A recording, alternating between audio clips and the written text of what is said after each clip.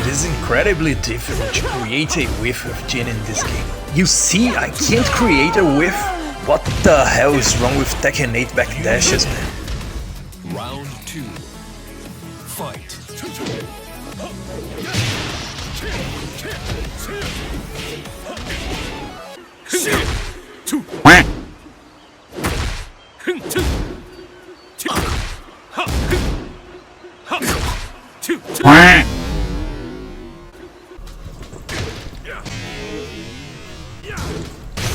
Acabou. Meu Deus. É muito cara o Jin joga. O cara que sabe jogar de Jin é de fuder, velho. É igual o cara que mexe no Photoshop. Eu acho bonito. Nossa, que whip punish foda! Será que vai? Ah!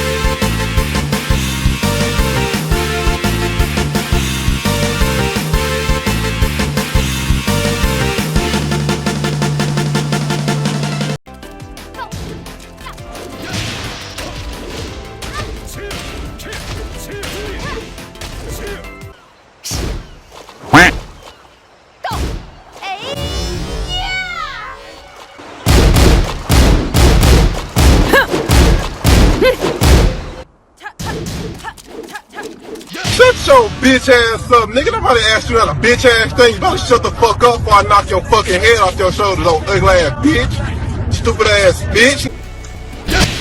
Pô, pegou, hein?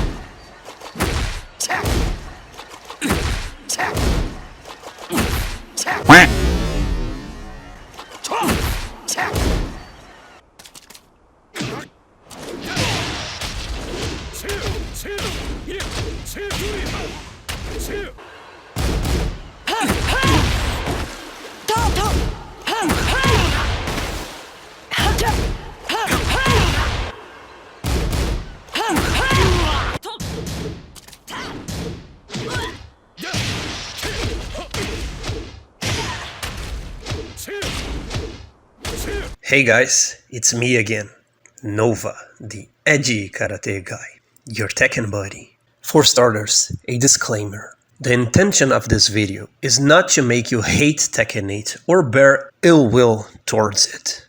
This video has an educational purpose and the finality of it is 100% constructive in nature. I'm only doing this because I deeply love Tekken as a franchise. And I want Tekken to thrive. I want to be able to love Tekken 8. But this can only happen if we, the player base, become vocal and critical about the mistakes of modern Tekken so that the devs can take accountability and seek improvement. I assure you, the finality of this video is constructive in nature. So even though what I'll be showing you guys will make you mental, let's still approach it with a positive mindset above all. Alright guys? Forget tier lists. Forget the insane power creep that defines Tekken 8 as it stands. What I'm about to show you is the biggest problem within Tekken 8 by very far. And it's not even a contest. What I'm about to show you, of all the mistakes from Tekken 8, and I'll be covering them in the near future, both Tekken 7 and Tekken 8. When it comes to Tekken 8, this is the most egregious of them all. Tekken is movement. Movement is Tekken. I'll keep saying this over and over and over and over again. The ability to properly move around your opponent's offense create whiffs, and perfectly punish them as much as you possibly can is what separated great Tekken players from the rest historically. But what happens when you take away from the defender the capacity to use this ability properly, either completely or severely hampering its effectiveness? What you get is a systematically flawed game where the aggressor always has the final say and skill gaps are rendered near obsolete. What you get is the most volatile Tekken game there has ever been. Anyone can attack in Tekken. Anyone can press buttons, memorize flowcharts from their respective characters, and enforce their mix-ups. Anyone can mix up, but not everyone can move properly. Not everyone can create whiffs, let alone detect, react quickly, and properly punish them. Not everyone can perfectly punish every blocked punishable move. And why?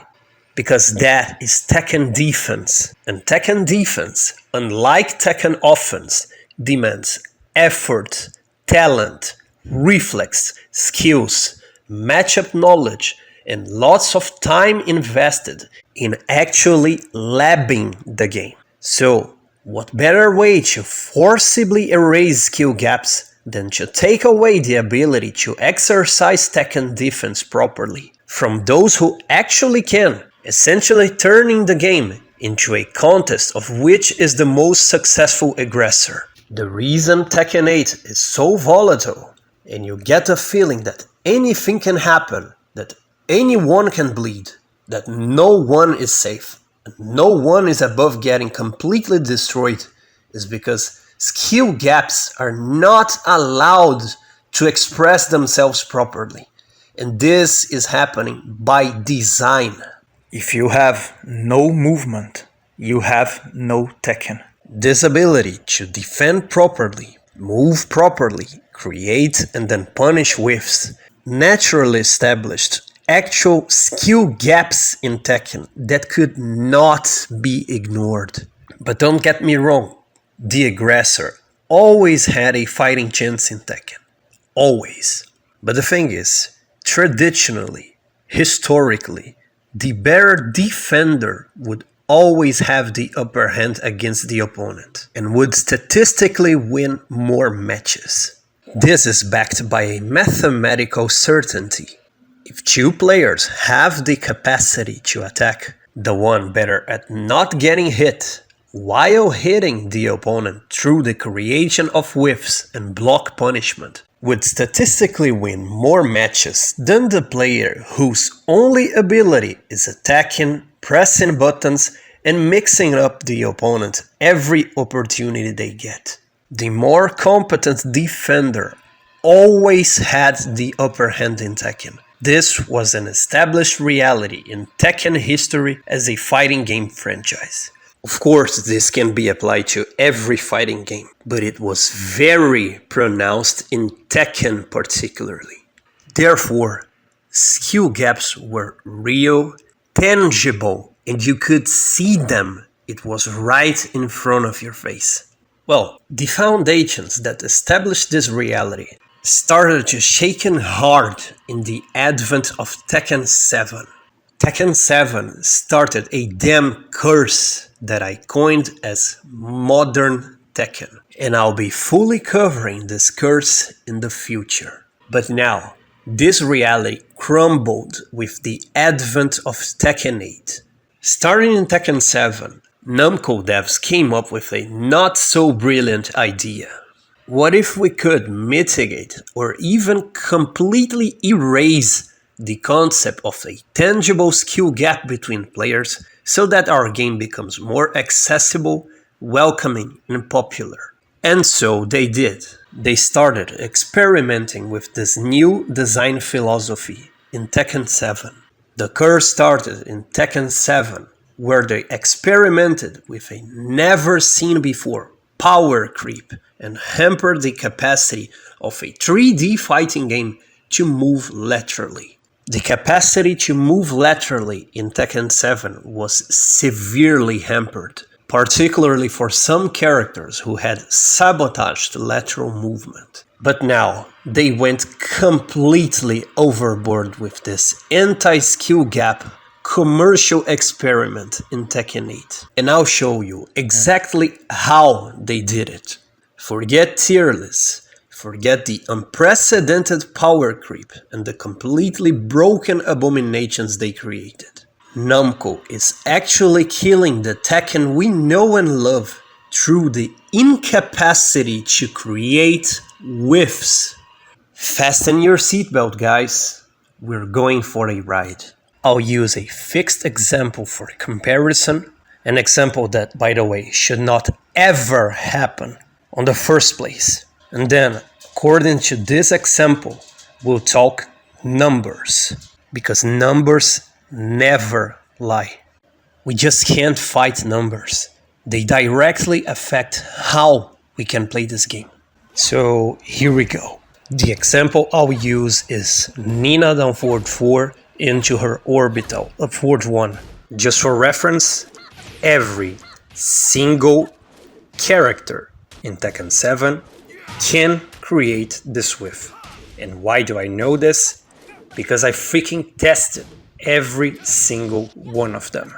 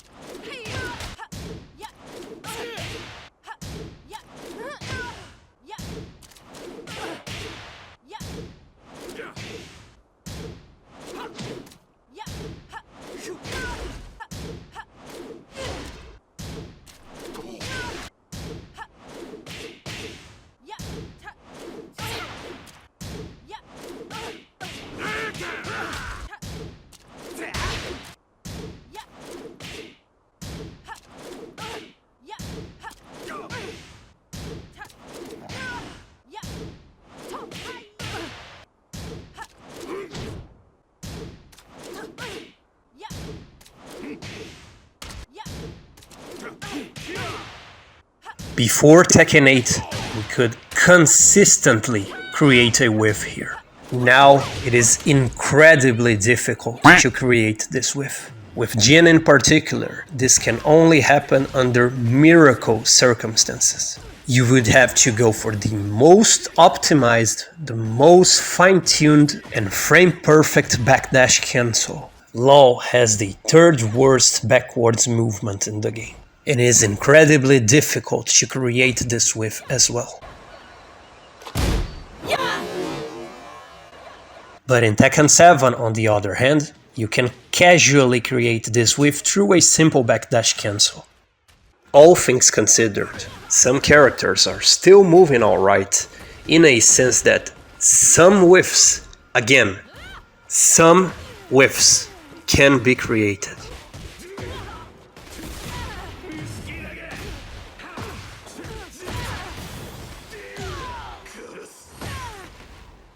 But even those doing alright, all things considered, were still affected. Both Devil Jin and Kazuya had a 0.09 reduction in every individual backdash.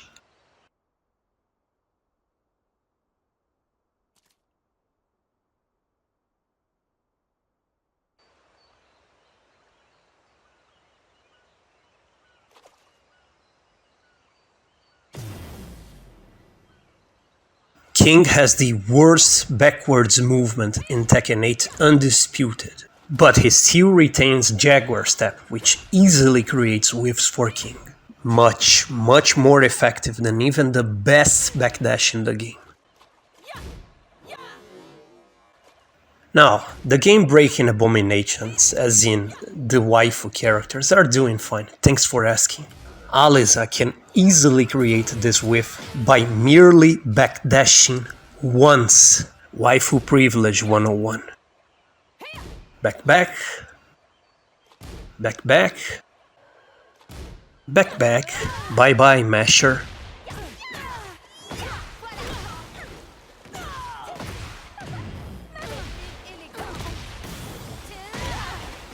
But believe it or not, even the waifu characters were affected. And what separates them from the others is the fact that their hurt boxes per se are evasive.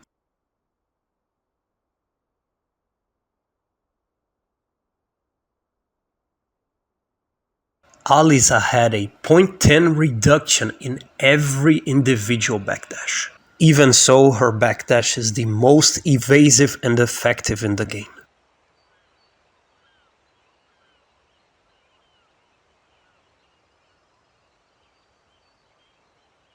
Lily, for example, had a 0.07 reduction in every individual backdash.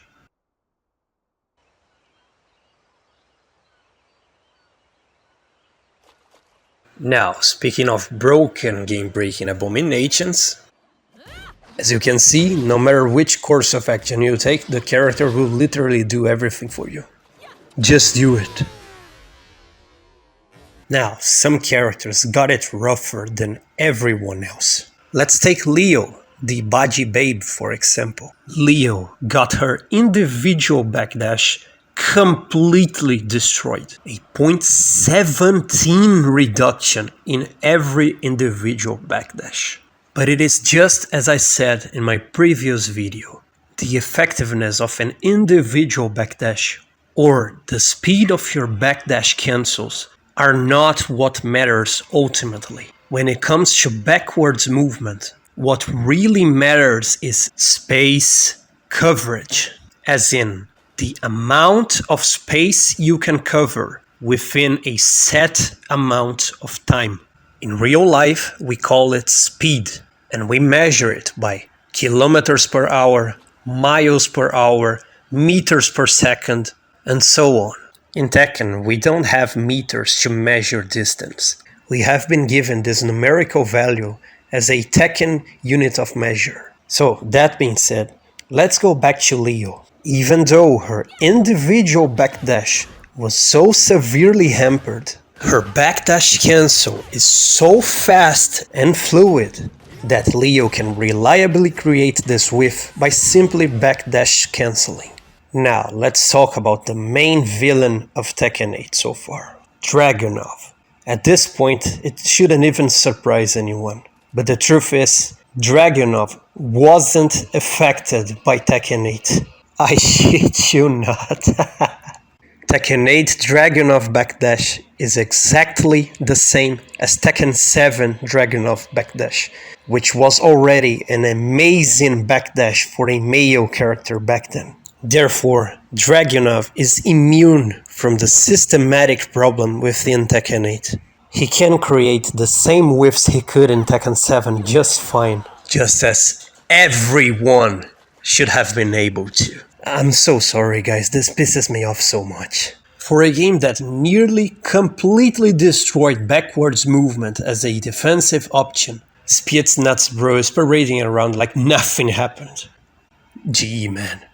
I can only wonder why a Tiff, a world-class Tekken player, the man that displays one of the best Tekken I've ever seen, to the point it even scares me seeing his gameplay in tournaments, and a Jin player, on top of it all, would completely abandon his character, the supposed top 1 SSSSS+++++ perfect character that supposedly option selects you with his offense. I can only wonder why he would completely abandon this oh-so-perfect character for Dragunov. Well, the thing is, if he had to play Tekken 8 Jin, he would have to deal with things like these. After all, nothing screams more top 1 perfect, unbeatable, flawless, SSSSS plus tier than this, right? Now that we've come to this, we have to cover in detail this bullshit that came to exist in Tekken 8. I coined it the Cursed Backdash. The Cursed Backdash is a new, separate category of backdash introduced in Tekken 8. It is different from a regular backdash in a sense that it heavily sabotages Korean backdashing. At the same time, this new category of backdash favors newbie players who can't Korean backdash and just mash back to move backwards. With the Cursed Backdash, you can loop backdashes with back twice as fast as you would be able to in previous games. Remember when I was talking about space coverage, using Leo as an example? Even though Leo had a severely hampered individual backdash, her Korean backdash is so fast and fluid that if you cancel the initial portion of the backdash animation one into another, the specific portion that she covers space quite fast, the end result is a very decent Korean backdash that can create some whiffs indeed. Even though the ending portion of her individual backdash was made terrible. By properly backdash cancelling, you remove the shitty ending portion from the equation. In the case of the Cursed Backdash, if you try to cancel it in the initial portions of the backdash animation, your character will halt dead on track. He'll get stuck in place and won't be able to move shit.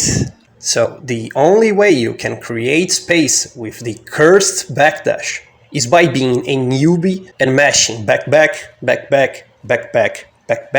or fully optimizing a different timing of backdash cancel that is very strict and must be frame tight in order to make any difference compared to back. The end result, either way, is extremely clunky. This is a travesty. This should not exist. I mean, who's the bastard that came up with something like this, bro? How can one look at this and say, yeah, it's cool, it's alright. That's exactly what we want for our fighting game, where having pristine movement is supposed to be everything. Now, imagine you're a Kazuya player. Aside from spamming FF2 on neutral, Kazuya naturally doesn't have many offensive opportunities. He can't simply go pressing buttons and strings and enforce his game plan on you. The player needs to create these opportunities. A block punishment that leads into a knockdown, an electric whiff punishment that you created through movement. You need to create these opportunities. And even when those opportunities present itself, they're not easy to take. Because as a Mishima player, you must detect the whiff, then quickly react with an electric. You react and you execute the electric as fast as you can. So, if the game is systematically conspiring against you so that you can't create these whiffs, what you get is an environment where the aggressor, the mindless aggressor, is rewarded. Because to add insult to injury, Tekken 8 also introduced the chip damage mechanic. So, not only you fail to create the whiff you tried so hard to create, but you also get damaged for blocking the move. This is the state of Tekken 8 in a nutshell, and it must change for the future of this franchise. Movement must come back. Tekken defense must come back. Skill gaps must be allowed to manifest themselves once again. The majority of the player base is unanimous in complaining that Tekken 8 is a mashing fest where 50-50s are prevalent. But the thing is, assuming you had defensive options such as being able to freaking move properly, you could create scenarios and interactions where many of these oppressive 50-50 situations would not even be allowed to exist on the first place. That is the problem. As oppressive, exaggerated, and broken as they are in Tekken 8, 50-50s per se are not the problem. The prevalence of oppressive 50-50 situations is merely a symptom, not the actual problem. And I'm not even saying they shouldn't be toned down, because they freaking should. But they're not the real problem. That's the point I'm trying so hard to make, hoping people can see it. That will be my most important contribution to the discussion of the current state of Tekken 8. And I hope this project can reach bigger voices than myself. If you see any value in my message, if you recognize the importance of the information I'm bringing to you, please share this content around with your Tekken friends. This is the most egregious problem within Tekken 8 as it stands currently. And I feel we need to change this somehow. We need to be vocal about it. For the love of Tekken, we need to do something. And that's it for today, guys. I thank you guys for all the kindness and support you guys give me. And we'll be seeing each other again. God bless.